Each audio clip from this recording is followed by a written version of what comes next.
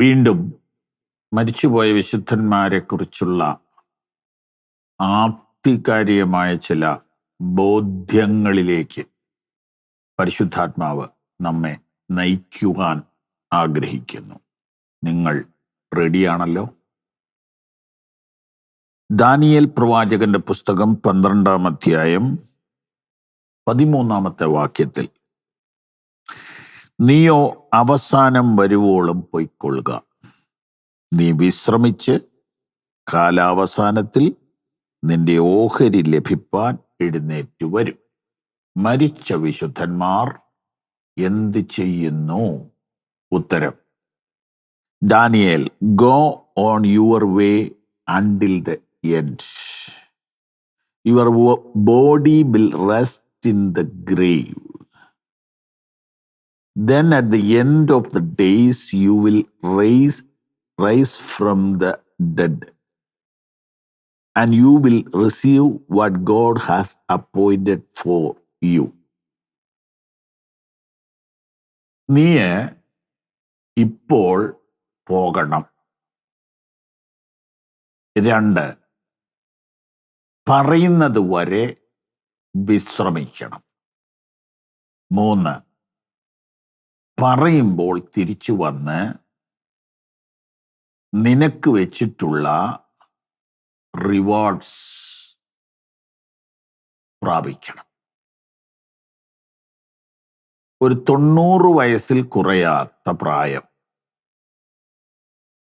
നിഷ്കളങ്കമായ ജീവിതം, വിശുദ്ധമായ ജീവിതം, സത്യസന്ധമായ ജോലിയും ശുശ്രൂഷയും, ഗവൺമെന്റ് സെർവന്റായി നിന്നുകൊണ്ട് കർത്താവിൻ്റെ മഹത്വമുള്ള സാക്ഷിയായി വേല ചെയ്ത ഭക്തശിരോമണിയാണ് ദാനിയേൽ. ജീവിതത്തിൽ ഒരു കറിയുമില്ലാത്ത 2-3 പേരെക്കുറിച്ച് ദൈവം തമ്പുരാൻ ആവർത്തിച്ചു പറയുന്നുണ്ട്. എസെക്കിയേൽ പ്രവചനത്തിൽ നോക്കിയാൽ കാണാം. നോഹ, ഇയ്യോബ്, ദാനിയേൽ, ഇങ്ങനെയൊക്കെ ചുരുക്കം ചിലരുടെ പേര് വരുന്നുണ്ട്. അപ്പൊ ദാനിയേൽ ഇതിനകത്ത് നമ്പർ 1 ആണ്. തികഞ്ഞ ഭക്തനും വിശുദ്ധനുമായ മനുഷ്യൻ. അദ്ദേഹത്തിന് പോലും ഏജ് ലിമിറ്റ് ഉണ്ട്. നമുക്കെന്തെങ്കിലും മിനിസ്ട്രി ചെയ്യണമെങ്കിൽ ശരീരം വേണം. ഭൂമിയിൽ മിനിസ്ട്രി ചെയ്യണമെങ്കിൽ ആ മിനിസ്ട്രി എന്ന് പറയുന്നത് പ്രീച്ചിങ്, ടീച്ചിങ് ആൻഡ് പ്രേയിങ്. പ്രാർത്ഥന, പ്രസംഗം, പഠിപ്പിക്കൽ. ഇത് ഏത് വിധത്തിലും ചെയ്യാം. ഇത് ചെയ്യുന്നത് കൊണ്ട് സഭ ആരോഗ്യം പ്രാപിക്കും, ആത്മീയ അഭിവൃദ്ധി പ്രാപിക്കും. അങ്ങനെ ഒരു കൂട്ടം മനുഷ്യരെ ആത്മീയ ആരോഗ്യത്തിലേക്കും അഭിവൃദ്ധിയിലേക്കും വിശാലതയിലേക്കും നടത്തുക എന്നതാണ് ശുശ്രൂഷകന്മാരുടെ ദൗത്യം. ആ ദൗത്യത്തിന് ഒരു ടൈം വെച്ചിട്ടുണ്ട്. ഏറ്റവും നല്ല സിവിൽ സെർവന്റിന് പോലും റിട്ടയർമെന്റ് സമയത്ത് മാറണം. അതുകൊണ്ട് എല്ലാ പേപ്പറുകളും അന്നന്ന് ക്ലോസ് ചെയ്യണമെന്നാണ്, റിപ്പോർട്ട് എഴുതി അവസാനിപ്പിക്കണമെന്നാണ്. കാരണം എപ്പോഴും ഈ ഓഫീസിൽ നിങ്ങൾ പോകണം.